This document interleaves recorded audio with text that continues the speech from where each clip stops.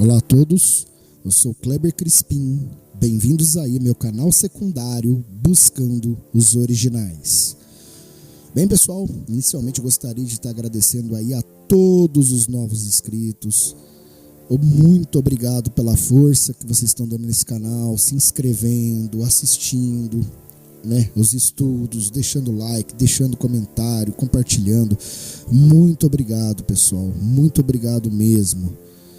E espero do fundo da minha alma que toda a mensagem que esse canal está tentando trazer a vocês esteja sendo 100% compreendida por vocês. Este é o objetivo principal desse canal: transmitir uma mensagem e que essa mensagem seja absorvida e compreendida por todo aquele que assiste ou ouve esses estudos que eu trago aqui no canal. Então, logo de início, de cara, deixo esse agradecimento especial para todos os novos inscritos. Sejam muito bem-vindos aí ao canal Buscando os Originais. E claro, quero deixar aqui muito bem claro, né, um agradecimento mais do que especial para o irmão Rômulo Marasquim, do canal do Rômulo, que de forma direta e indireta, de forma implícita e explícita, vem aí, de certa forma, apoiando, né, este canal.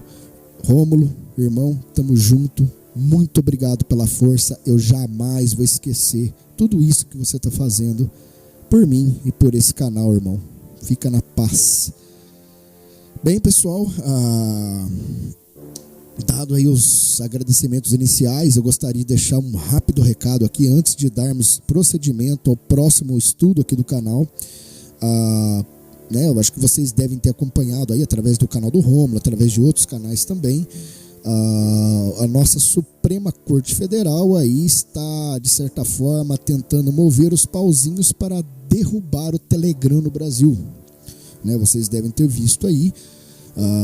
Há vários vídeos, informações, chegou a passar inclusive na própria imprensa podre, né? Ou seja, não se trata de uma fake news, mas eles recuaram ontem, saiu hoje, né, eu estou gravando esse vídeo domingo, dia 20 de março de 2022, saiu aí uma nota que o STF recuou, não vai derrubar por enquanto o Telegram aqui no Brasil. E vou deixar no primeiro comentário fixado no topo, né, o link do canal Buscando os Originais lá no Telegram. Eu gostaria que todos vocês fossem para lá, se inscrevessem no canal. E vou também deixar aí o link do Viber. Aí vocês corram para lá também no Viber, se inscrevam no canal do Viber.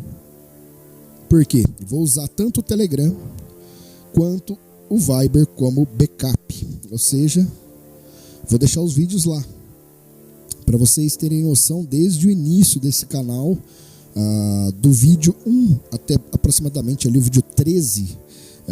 Eu fiz vídeos mais voltados a falar sobre o sistema, né? Sobre economia, sobre política, geopolítica, e falando algumas verdades. Eu, ao contrário, né, de alguns conselhos que eu ouvi, principalmente até do irmão Rômulo, eu me recuso a me autocensurar. Eu me recuso. Então, o que eu fiz? Eu acabei tomando 4 strikes nesse canal. Ou seja, eu tive 4 vídeos deletados pelo YouTube desse canal. Esses vídeos que foram deletados pelo canal, você encontra eles disponíveis lá no canal do Telegram. Lá vocês conseguem assistir os vídeos que foram deletados. 3 deles falando sobre a questão de inoculações aí, picadinha, né? Vocês entenderam aí o assunto. E outro falando sobre a hipocrisia, né, e a censura que estava tendo sobre esse determinado assunto, né? E esse assunto que nos atingiu direta e indiretamente desde janeiro do ano passado. Vocês devem saber do que eu estou falando. Começa com P e termina com Mia. Enfim, vocês devem saber aí. Enfim, então o que eu pretendo fazer, pessoal, futuramente? Para mim estar gravando vídeos para vocês, eu preciso estar aqui na minha casa, onde eu consigo gravar todo o áudio de uma forma que o áudio fique bom, apesar de eu ter tido problemas com o áudio nos vídeos anteriores. Aqui eu consigo gravar os áudios, gravar os estudos de uma forma mais tranquila para poder lançar os vídeos para vocês. Só que não é sempre que eu estou na minha casa, como todo mundo já sabe, eu sou caminhoneiro, carreteiro, viajo o Brasil inteiro, e uma vez quando estou em viagem pelo Brasil com meu caminhão, fica impossível que eu possa estar gravando material para vocês, porque eu utilizo apenas 2 celulares, meu celular particular, que é um J5, que já está com 98% da capacidade de memória comprometida, e um celular da empresa, que é o celular que até então eu usava para gravar os vídeos do início do canal. Só que a empresa que eu trabalho, ela disponibilizou ali para que eu instalasse alguns aplicativos para diário online, enfim, coisas que há necessidade de que eu use no meu dia a dia, no meu emprego, e isso tomou muito espaço no celular. Se eu começar a gravar um vídeo, pessoal, eu consigo gravar vídeos de 2 a 3 minutos apenas, lá, utilizando o celular da empresa. Por isso foi que eu achei essa forma de estar gravando aqui para vocês uma forma melhor para estar podendo, né, trazer vídeos para vocês. Só que como eu posso contornar essa situação? O que eu pensei? Se o Telegram não for derrubado, eu pretendo aí futuramente, tá, estar começando a fazer algumas lives quando eu tiver tempo, eu estiver no lugar, talvez esperando aí, às vezes eu fico 2, 3 dias num cliente aguardando para descarregar o caminhão, eu consigo às vezes ter ali um compêndio de informações para passar para vocês, para a gente fazer um bate-papo, através de lives que eu pretendo trazer via stream pelo Telegram, entendeu? Eu pretendo fazer isso. Então, se você se você está inscrito nesse canal, eu vou deixar o link fixado no primeiro comentário, fixado no topo. Corre lá para o Telegram, se inscrevam e fiquem atentos que quando eu puder, eu vou estar trazendo aí, fazendo lives, falando mais abertamente, sem censura, sobre meu ponto de vista, sobre os estudos de cenário que eu faço, sobre principalmente questão geopolítica e tudo o que está acontecendo no Brasil e no mundo. Então, eu pretendo falar de forma mais aberta com vocês. Vai ser uma coisa boa. Eu ainda não sei como funciona essa questão do Telegram, ou seja, eu vou ter que fazer alguns testes ainda. Mas talvez dê até para fazer uma live em Hangout com outro canal, talvez meio com o Rômulo ou com a Gigliane do canal Indireita, ou com qualquer outro canal. Por que não? Seria interessante, né? Quanto mais pessoas estiverem envolvidas discutindo um assunto, chegaremos aí a um entendimento um pouco mais claro, né? Um pouco mais assertivo. Então, pessoal, gostaria sempre, né, de estar passando esses 2 recadinhos para vocês. Agradeço imensamente, profundamente aí, todos aí, os novos inscritos. Estamos aí beirando 1000, né? Estamos beirando aí 1000 inscritos no canal. Isso é uma coisa maravilhosa. E o principal que eu peço para vocês, sempre, no caso, reflitam, absorvam toda a mensagem que eu tento trazer nesse canal, pessoal. Tudo que eu faço aqui é de coração. Ou seja, eu analiso muito material antes de postar aqui. Ou seja, não é achismo. Eu tento buscar essa doutrina apostólica verdadeira, trazendo aqui para vocês, ok? Não sou eu, outros canais também. Então, hoje nós vamos iniciar aí um estudo interessante, né? Esse vídeo vai ficar um pouco longo, que é um estudo sobre a questão do calendário.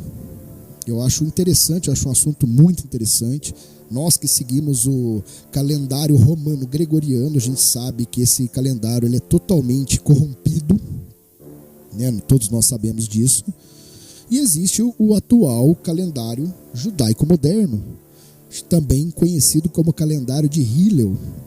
Hillel foi um grande rabino, né? Viveu ali 10, 20 anos antes do nascimento do Messias.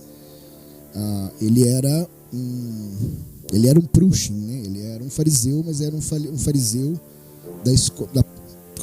da própria escola hileísta. Ele era diferente dos outros fariseus. Enfim, vou trazer um estudo sobre essa questão também da diferença entre fariseus chamaístas e fariseus hileístas no futuro. Hoje vamos focar aqui na questão do calendário, que eu acho muito importante. Eu acho muito importante que nós consigamos, de certa forma, pensar a respeito do calendário. Então, eu vou trazer um texto aqui para vocês, certo?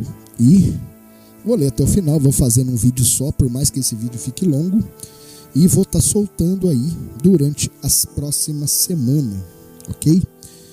Então, agradeço profundamente aos novos inscritos e, como de costume, como ouviram o bordão aqui, né? Sem mais delongas, bora pro estudo, pessoal. Calendários primitivos e calendário judaico moderno. Os mais primitivos calendários do Velho Continente, de que a história nos proporciona uma informação concreta, são o hebreu e o egípcio.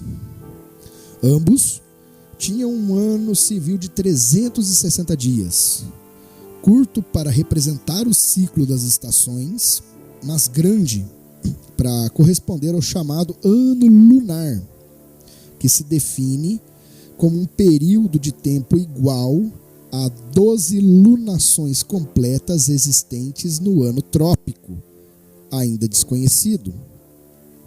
Ignora-se como os hebreus dividiam o ano, mas depreende-se que já utilizavam a semana, visto que seguiam o mesmo princípio para contar os anos, agrupando-os em septanas ou semanas de 7 anos.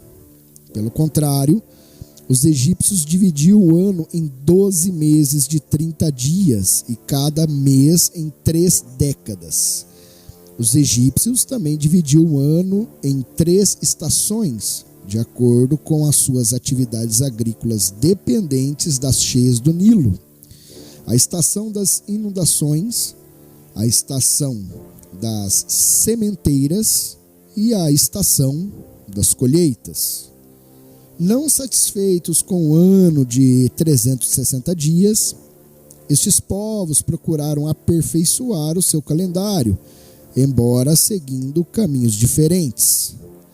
Os hebreus voltaram-se para o sistema lunisolar, ajustando os meses com o movimento sinódico da lua e coordenando o ano com o ciclo das estações. Por sua vez, os egípcios abandonaram por completo o sistema lunar para seguir unicamente o ciclo das estações, tal como as observavam no Egito, visto desconhecerem ainda a duração do ano trópico. Depois de muitas reformas, por volta do ano 5000 antes do Messias, os egípcios estabeleceram um ano civil invariável de 365 dias, conservando a tradicional divisão em 12 meses de 30 dias e 5 dias adicionais no fim de cada ano. O atraso aproximado de 6 horas por ano em relação ao ano trópico motivou que, lentamente, as estações egípcias se fossem atrasando, originando uma rotação destas por todos os meses do ano. Por esse motivo, os egípcios começaram uma cuidadosa observação no ano 2783 antes do Messias, comprovando que em 1323, também antes do Messias, as estações voltavam a coincidir nas mesmas datas do calendário. E este período de 1461 anos egípcios, e que corresponde a 1460 anos julianos, deu-se o nome de período sotíaco, de Sotis ou Sírios, em cujo nascimento helíaco se basearam as observações. Os gregos estabeleceram um ano lunar de 354 dias, que dividiram em 12 meses de 30 e 29 dias, alternadamente.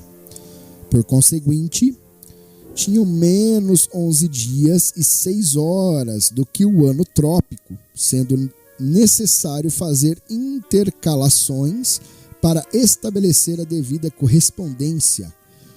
Estas intercalações tinham o nome de dietérida, 3/4 de ciclo de 2 anos, 3 quartos, trietérida, que é 3/4 de ciclo de 3 anos, e etc.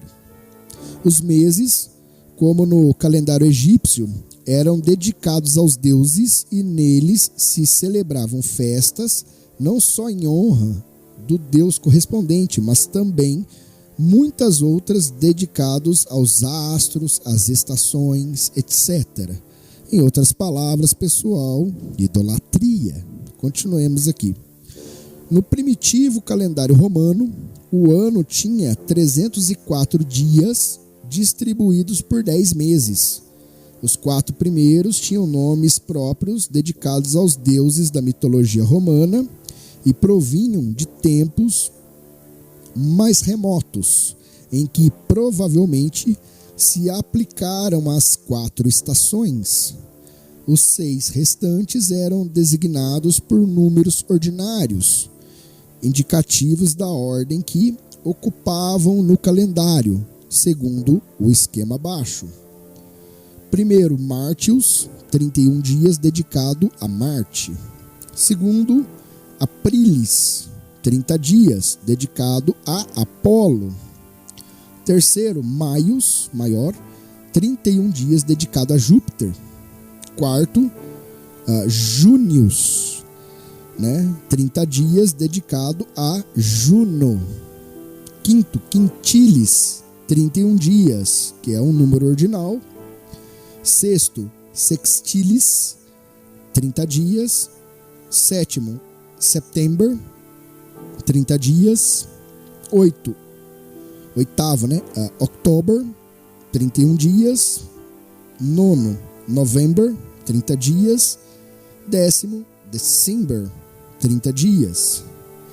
Como se depreende, tratava-se de um calendário sem qualquer base astronômica, pois os períodos nele definidos não tinham qualquer relação com os movimentos do Sol ou da Lua.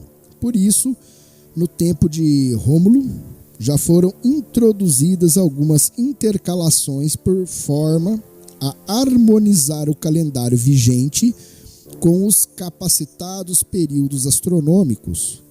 O calendário de Rômulo foi reformulado por Numa Pompílio, o qual, seguindo o exemplo dos gregos, estabeleceu o ano de 12 meses, mas introduzindo em primeiro lugar o mês de Januaris, dedicado a Jano, e em último lugar o mês de Februalis, dedicado a Fébrua, ao qual os romanos ofereciam sacrifícios para expiar as suas faltas de todo o ano. Este foi o motivo por que o mês de Februaris foi colocado no fim. Mas Numa modificou também a duração dos meses, deixando o calendário do seguinte modo: primeiro, Januaris, 29 dias. Segundo, Martius, 31 dias. Terceiro, Aprilis, 29 dias. Quarto, Maius, 31 dias. Quinto, Jânius, 29 dias. Sexto, Quintilis, 31 dias. Sétimo, Sextilis, 29 dias. Oitavo, September, 29 dias. Nono, October, 31 dias. Décimo, November, 29 dias. 11º, December, 29 dias. 12º, Februalis, 27 dias. Total, 354 dias. Foi esta desordem que Júlio César encontrou ao chegar ao poder. Decidido a acabar com os abusos dos pontífices, chamou a Roma o astrônomo grego Sogínesis, da escola de Alexandria, para que examinasse a situação e o aconselhasse nas medidas que deveriam ser adotadas. Estudado o problema, Sosígenes observou que o calendário romano estava adiantado de 67 dias em relação ao ano natural ou ciclo das estações. Para desfazer essa diferença, Júlio César ordenou que naquele ano de 708 de Roma, ou ano de 46 antes do Messias, além do Mercedônios de 23 dias que correspondia intercalar naquele ano, fossem adicionados mais 2 meses, um de 33 dias, outro de 34 dias, entre os meses de November e December. Resultou assim um ano civil de 445 dias, o maior de todos os tempos, único na história do calendário e conhecido pelo nome de Ano da Confusão, pois devido à grande extensão dos domínios de Roma e à lentidão dos meios de comunicação de então, em algumas regiões a ordem foi recebida com tal atraso que já havia começado um novo ano. Foi então abolido o calendário lunar dos decênviros e adotou-se o calendário solar, conhecido por Juliano, de Júlio César, que começou a vigorar no ano 709 de Roma, ou no ano 45 antes do Messias, mediante um sistema que devia desenrolar-se por ciclos de 4 anos, com 3 comuns de 365 dias e um bissexto de 366 dias, a fim de compensar as quase 6 horas que havia de diferença para o ano trópico. Suprimiu-se o Mercedônios e Februalis, passou a ser o segundo mês do ano. Consequentemente, os restantes meses atrasaram uma posição, além da que já haviam atrasado na primeira reforma de Numa, com a consequente falta de sentido dos meses com designação ordinal. O valor médio do ano passou a ser de 365,25 dias e o equinócio da primavera deveria ocorrer por volta de 25 de março. Era a seguinte a ordenação e duração dos meses no primitivo calendário juliano. Primeiro, Januaris, 31 dias. Segundo, Februaris, 29 ou 30 dias. Terceiro, Martius, 31 dias. Quarto, Aprilis, 30 dias. 5, Maius, 31 dias. Sexto, Jânius, 30 dias. Sétimo, Quintilis, 31 dias. Oitavo, Sextilis, 30 dias. Nono, Setembro, 31 dias. Décimo, October, 30 dias. 11º, November, 31 dias. 12º, December, 30 dias. Também no ano 730 de Roma, o Senado romano decretou que o 8º mês, Sextilis, passasse a chamar-se Augustus, porque durante este mês começou o imperador César Augusto e seu primeiro consulado e pôs fim à guerra civil que desolava o povo romano. Augustus aí, que foi o primeiro imperador de Roma, o primeiro imperador aí da dinastia Júlio-Claudiana, que durou ali, foi os 5 primeiros imperadores ali, de Augustus, finalizando essa dinastia com o reinado de Nero. Continuemos aqui, pessoal. E para que o mês dedicado a César Augusto não tivesse menos dias do que o dedicado a Júlio César, o mês de Augustus passou a ter 31 dias. Este dia saiu do mês de Februáris, que ficou com 28 dias nos anos comuns e 29 nos bissextos. Também, para que não houvesse tantos meses seguidos com 31 dias, reduziram-se para 30 dias os meses de setembro e novembro, passando a ter 31 dias os de outubro e dezembro. Assim, se chegou à distribuição sem lógica alguma dos dias pelos meses, que ainda hoje perdura e que transcrevemos a seguir com os nomes atuais em língua portuguesa. Primeiro, janeiro, 31 dias. Segundo, fevereiro, 28 ou 29 dias. 29 dias aí nos anos bissextos. Terceiro, março, 31 dias. Quarto, abril, 30 dias. Quinto, maio, 31 dias. Sexto, junho, 30 dias. Sétimo, julho, 31 dias. Oitavo, agosto, 31 dias. Nono, setembro, 30 dias. Décimo, outubro, 31 dias. 11º, novembro, 30 dias. 12º, dezembro, 31 dias. Do princípio, o calendário juliano conservou as letras nundinais para determinar a data dos mercados públicos, a divisão dos meses pelas calendas, nonas e idos e a nomenclatura ordinal dos dias. O dia excedente de februáris, de fevereiro, nos anos bissextos, era intercalado 3/4, como o fora anteriormente o mês mercedônios, 3/4, entre os dias 23 e 24.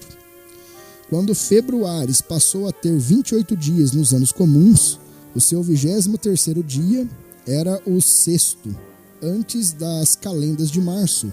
Portanto, o dia seguinte, que era intercalado de 4 em 4 anos, passou a designar-se por bissextocalendas, ou bissextos dias, ante calendas marti. Daí o nome de dia bissexto e, por arrastamento de ano bissexto, que hoje se dá aos anos em que o mês de fevereiro tem 29 dias. Mas o ciclo de 4 anos de Sosígenes começou a ser mal aplicado, pois, em vez de se contar em 3 anos comuns e um bissexto, como de fato recomendava aquele astrônomo, os pontífices romanos falsearam a contagem 3/4 ou a interpretaram mal, ainda que isso não pareça muito provável dada a sua simplicidade, 3/4, e intercalaram um ano bissexto de 3 em 3 anos. Assim, durante os primeiros 36 anos de vigência do calendário juliano, foram intercalados 12 bissextos, em vez de 9. Para remediar esse erro, e como 12 bissextos correspondiam a 48 anos, César Augusto suspendeu as intercalações durante 12 anos, começando então a ser feita de 4 em 4 anos, como era correto. Em geral, a cronologia não se refere este fato e admite-se que o calendário juliano seguiu corretamente desde o princípio. Desculpem. Paixão, morte e ressurreição do Messias, Yahushua HaMashiach, o advento do cristianismo e a difusão dessa doutrina. Tal ocorrência acabaria por ter bastante influência na evolução do calendário juliano. A fixação das regras para a determinação da data da Pessah, da Páscoa, e a adoção oficial da semana no calendário romano. Os cristãos da Ásia Menor celebravam a Páscoa cristã no dia 14 da primeira lua que começasse em março, qualquer que fosse o dia da semana em que ocorresse essa data. Pelo contrário, os cristãos do Ocidente celebravam-na no domingo seguinte a esse dia. Esta discrepância entre os cristãos do Oriente bizantino e do Ocidente romano na comemoração de tão importante acontecimento deu origem a sérias polêmicas entre os altos dignatários das duas igrejas. A questão foi resolvida no Concílio de Nicéia, ano 325 da nossa era. O Messias ressuscitou no domingo, 16 Nissan, no calendário judeu, coincidente com o plenilúnio do começo da primavera. O concílio decidiu manter estes três símbolos e acordou que a Páscoa passaria a ser celebrada universalmente no domingo seguinte ao plenilúnio, que tivesse lugar no equinócio da primavera ou imediatamente a seguir. Os cristãos, que entretanto iam ganhando posições em toda parte, precisavam da semana hebraica para o seu culto, visto que tinham que guardar o preceito do descanso ao 7º dia, e assim a semana acabou por ser adotada no calendário romano, abolindo-se pouco a pouco as letras nundinais e o uso das calendas, nonas e idos. Convém salientar que no ano de 365,25 dias do calendário juliano é cerca de 11 minutos 14 segundos mais longo do que o ano trópico. A acumulação dessa diferença ao longo dos anos representa um dia em 128 anos e cerca de 3 dias em 400 anos. Assim, o equinócio da primavera, que no tempo de Sosígenes ocorria por volta de 25 de março, ao realizar-se o Concílio de Nicéia, quase 4 séculos depois, teve lugar a 21 de março. Padres conciliares de Nicéia continuaram a produzir-se a razão de um dia em cada 128 anos, causando várias preocupações à igreja durante toda a Idade Média, visto que esse atraso poderia dar origem a novas discrepâncias sobre a data da Páscoa. O problema foi tratado nos concílios de Constança, no ano de 1414, e no concílio de Basileia, entre os anos de 1436 a 1439. Fazer uma pausa aqui, pessoal. Eu fiz 2 vídeos aqui no canal, vídeo mostrando tudo que foi decidido em todos os concílios do Ocidente romano, católico romano, e também tudo que foi decidido nos concílios de Constantinopla, né, do Oriente Bizantino. Os vídeos estão disponíveis aí no canal, basta vocês procurarem, ok? Continuando aqui. Mas não foi possível chegar a qualquer acordo. Em 1474, o Papa Sisto IV encarregou Juan Miller de estudar o meio de reformar o calendário, mas este sábio alemão, conhecido pelo nome de Regiomontano, morreu 2 anos depois, sem ter apresentado as conclusões de seu trabalho. No Concílio de São João de Latrão, entre os anos de 1511 a 1515, foi novamente abordado o problema, e no Concílio de Trento, entre os anos de 1545 e a 1563, chegou a ser discutido um projeto de reforma que não pôde ser concretizado, apesar dos esforços do Papa Pio IV, dado a escassa preparação científica de então para reconhecer as vantagens. Foi necessária a autoridade de um Papa para a cultura e a tenacidade de Gregório XIII para conseguir impor a reforma. Entretanto, o equinócio da primavera ocorria já por volta de 11 de março. Depois de várias consultas e instituições científicas, em 1576 foi criada uma comissão encarregada de estudar o problema e as várias propostas existentes para o resolver.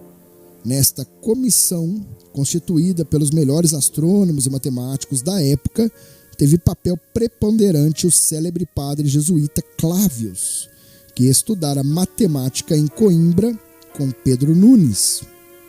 Foi preferido o projeto de reforma apresentado pelo astrônomo Luiz Lilio e comunicado em 1577 a 1578 os numerosos príncipes, bispos e universidades para darem a sua opinião. Só depois de analisadas pela comissão todas essas respostas, se resolveu adotar finalmente o projeto de Lilio, e em 24 de fevereiro de 1582, Gregório XIII expediu a bula Intergravíssimas, que estabelecia os pontos essenciais do novo calendário. A reforma gregoriana tinha por finalidade fazer regressar o equinócio da primavera a 21 de março e desfazer o erro de 10 dias já existente.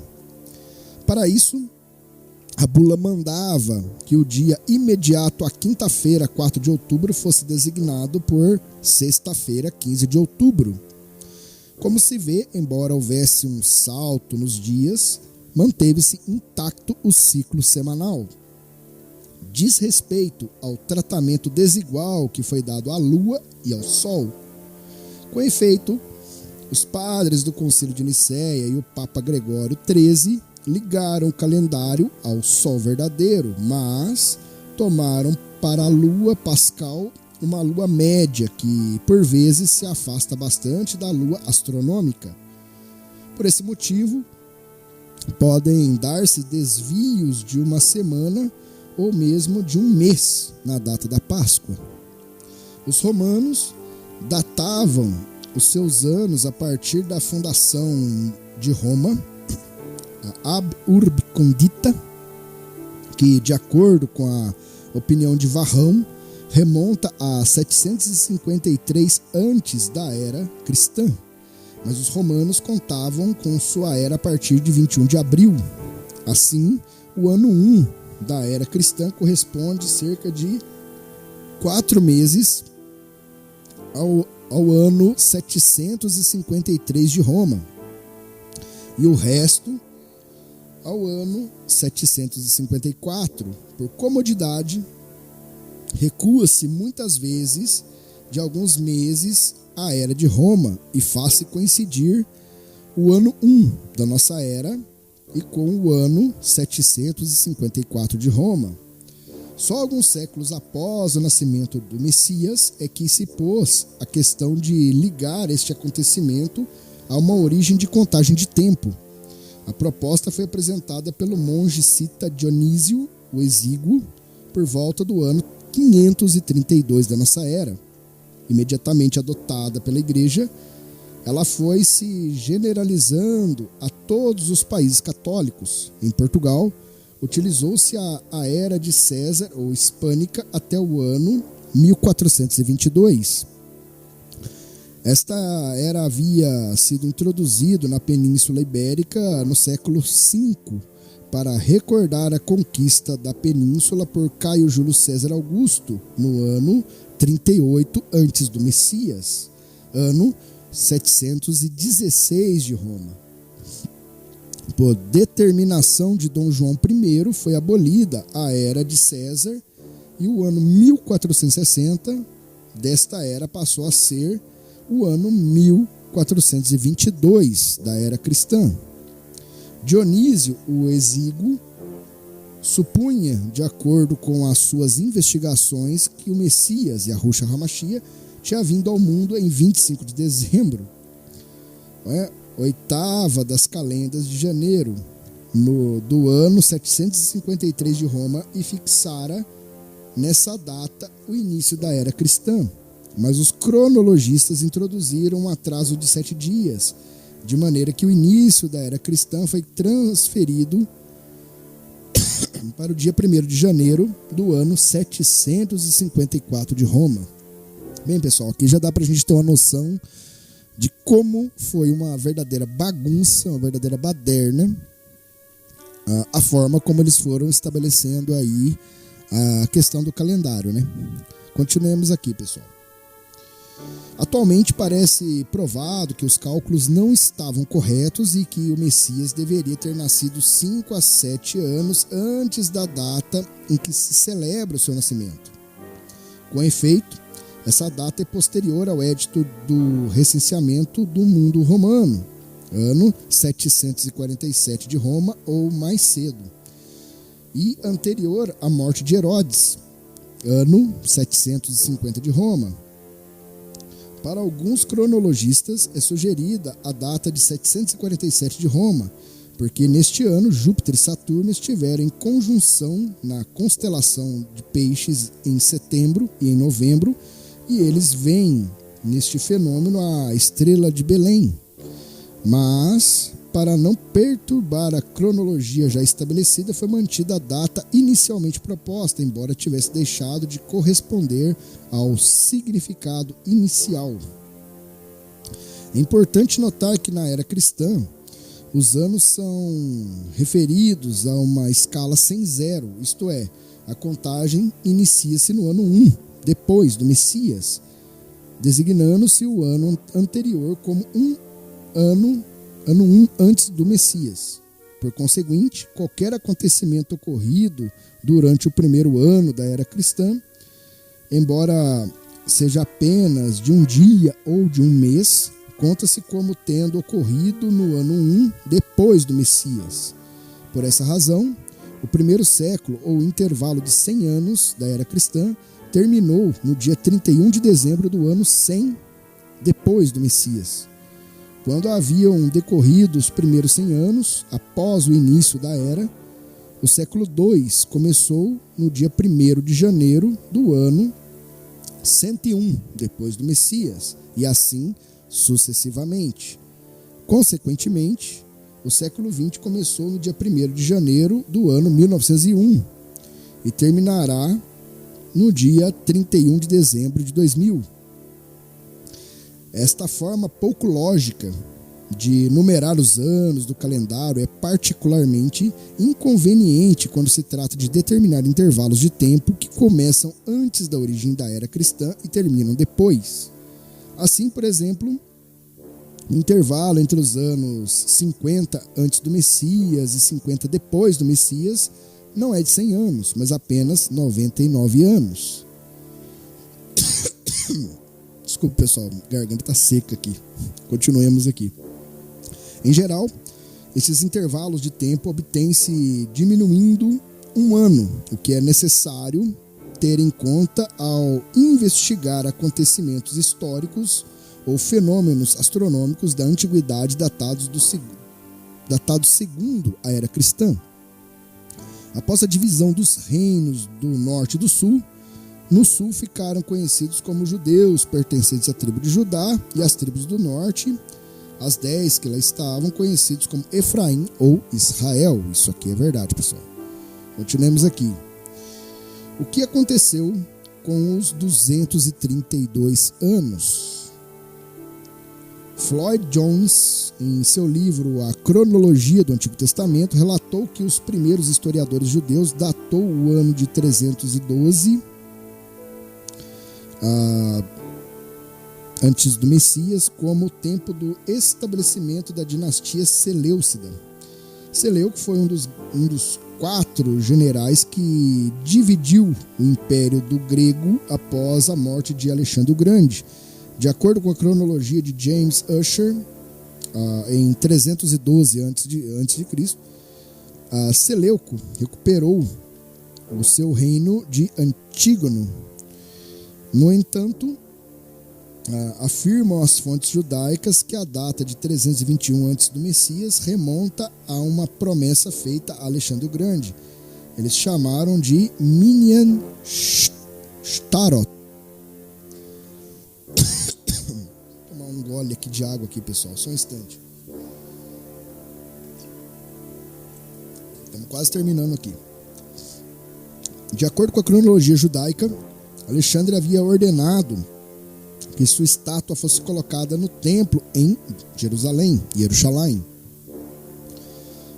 Simão, o sumo sacerdote, explicou de como seria desagradável para o sentimento judaico e sugeriu que os judeus poderiam melhor conferir uma maior homenagem para honrar Alexandre nomeando todos os recém-nascidos do sexo masculino para o sacerdócio neste ano.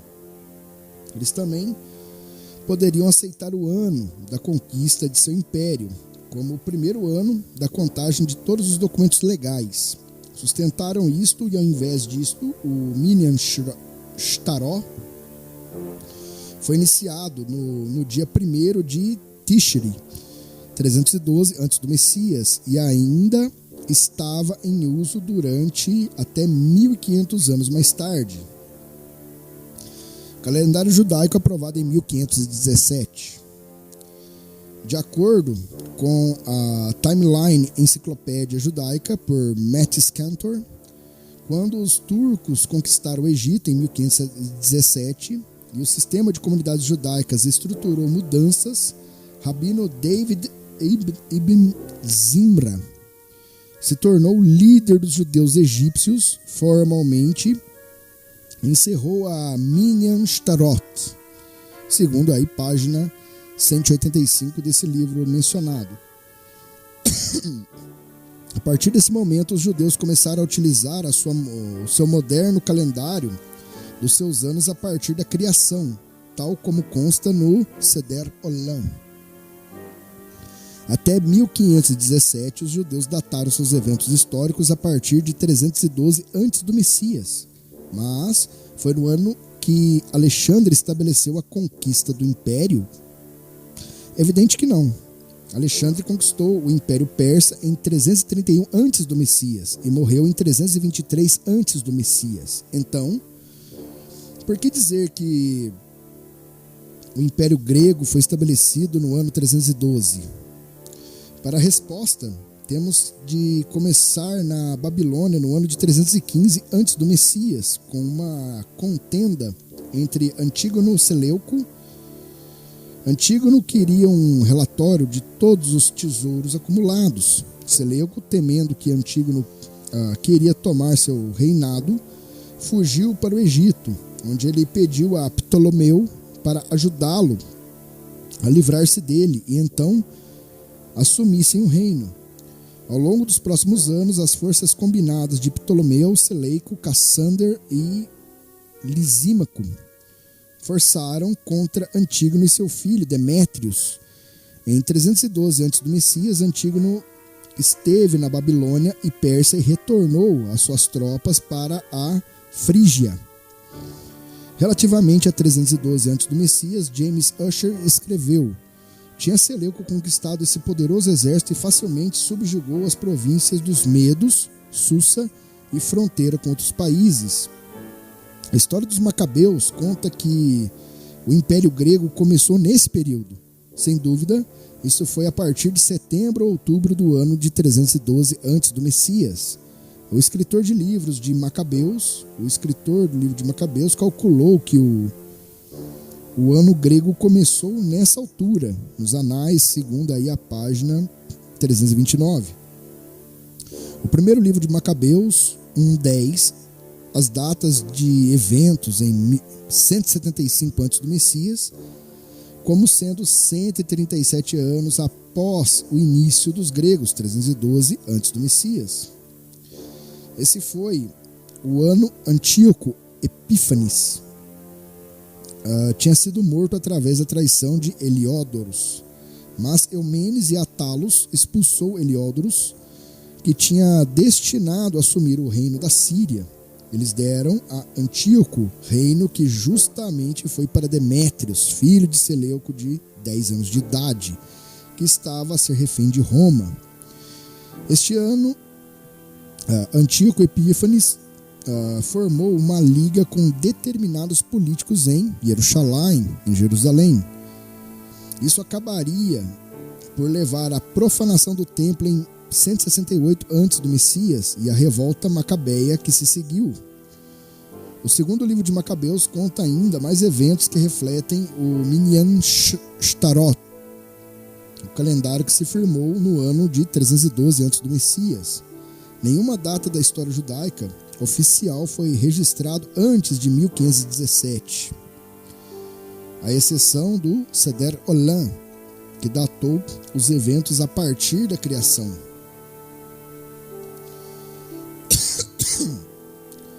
Desculpa, pessoal, a garganta aqui tá um pouco seca, mas já estamos quase no finalzinho.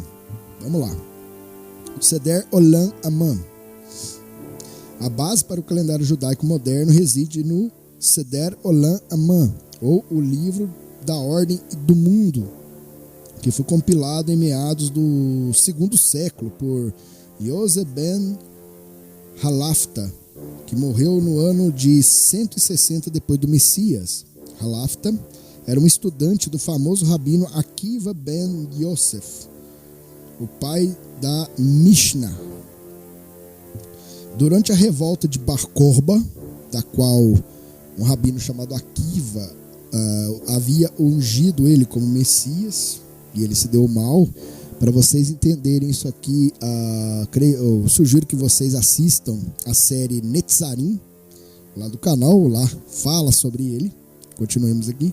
Contra os romanos, entre os anos de 132 a 135 da nossa era. Os 90 anos de idade de Akiva deu a sua bênção para a proclamação da Revolução Bar Korba, que foi a estrela de Jacó. Segundo aí o livro de Bamidbar, traduzido por Números, capítulo 24, versículo 16.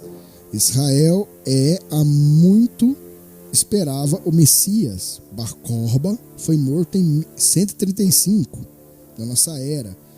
E a revolta judaica contra Roma foi esmagada. O general romano Adriano cercou a cidade de Jerusalém com grande furor e ergueu uma estátua de Zeus no monte do templo, e mudaram o nome de Jerusalém a Hélia Capitolina, de modo que o nome de Jerusalém pudesse ser perdido na história.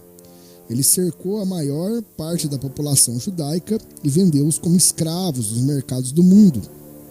Ao longo dos próximos 20 anos, Yosef ben Halafta compilou os seus colegas o Seder Olam Amam para um objetivo primário: fazer com que as 70 semanas de Daniel apontassem para Bar Korba como Messias judeu. Bem, pessoal, a gente sabe que após rejeitar o verdadeiro Messias, Yahushua HaMashiach, né, de Notzar, né, o Nazareno, eles fizeram de tudo para que a população judaica tivesse esse Bar Korba como Messias, e eles se deram mal. Nós continuamos aqui. Alguns de seus cálculos foram provavelmente simples erros. Se perdeu 60 anos da geração de Avraham, 5 anos a partir do pacto com Avraham para o Shemot, para o Êxodo, e 17 anos a partir da fundação do primeiro templo para a consagração do segundo templo, tornando assim uma perda de 82 anos. Bem, pessoal, o estudo termina aqui. Achei muito interessante trazer essas histórias para vocês. Vocês podem perceber que dentro desse estudo há inúmeras informações do que foi feito, de como nós devemos sempre questionar as coisas. De tudo o que foi feito, devemos sempre questionar. Por que usamos o atual calendário gregoriano? Por que quando vão batizar um planeta, não se pode falar, porque o Estado é laico, né? Não se pode falar nada que venha das escrituras, do Altíssimo, do Messias e dos profetas, mas em compensação se pode batizar as coisas com o nome de deuses pagãos, batizar as coisas... Enfim, vocês sabem o que eu estou querendo dizer. Eu acho que, me desculpem, né, estamos quase 1 hora de vídeo, acho que vai ser o vídeo aqui mais longo do canal, resolvi fazer tudo num vídeo só. Vou lançar esse vídeo durante a semana, mas eu espero que a mensagem implícita que esse vídeo está trazendo seja de edificação para todos vocês que estão assistindo ou ouvindo até aqui. Então eu agradeço demais, pessoal, agradeço demais. Bem-vindos aos novos inscritos aí. Eu vou ficando por aqui, vou preparar um novo material para trazer. Pretendo falar sobre as festas do Altíssimo. Detalhe, pessoal, nós teremos aí a Pessah, né? A Páscoa, a ceia da Páscoa. Ela vai ser realizada. Deixa eu só dar uma confirmada para quem quer cumprir, né, a Páscoa do Altíssimo, né, a verdadeira Páscoa. Ela vai cair dia 15 de abril. Dia 15 de abril vai cair, ou seja, na noite de 15 de abril, faça a ceia da Pessah, né, da Páscoa. Se comemora aí com pão ázimo, ou seja, pão sem fermento. Você não pode ter fermento dentro da sua casa. Retire todo o fermento e toda comida que vá fermento dentro. O verdadeiro jejum, você não pode comer nada que tenha fermento. E após a ceia da Páscoa, durante os próximos 7 dias, você não pode comer nada que tenha fermento. Faça esse jejum, entendeu? É um jejum interessante, porque entra a Pessah, que significa passagem, que é a Páscoa. Inclusive o próprio Messias disse: fazer isso em memória de mim. E claro, vocês podem ingerir aí as ervas amargas. Tem todo um processo para se cumprir aí a ceia da Pessah. Algo que a gente pode pegar emprestado da tradição para melhor cumprir. Por que não guardar a festa do Altíssimo da forma que ele pediu? Então, busquem as escrituras, pessoal. Tá tudo lá, tá tudo na Torá. Números, Levítico, Devarim, né? Deuteronômio, tá tudo lá. Leiam sobre como o Altíssimo pede que nós guardemos a Páscoa. Na última ceia do Messias, eles estavam cumprindo a Pessah. Inclusive, depois de repartir o pão e o vinho, o próprio Messias disse: fazer isso em memória de mim. E o que ele estava falando, a que ele se referia? Era guardar a Pessah. A Pessah, a Páscoa, ela é a festa mais importante do Altíssimo. Lógico, é seguida ali da festa dos pães ázimos, né? E devemos sim cumprir, devemos buscar as festas que o Criador pediu para fazer.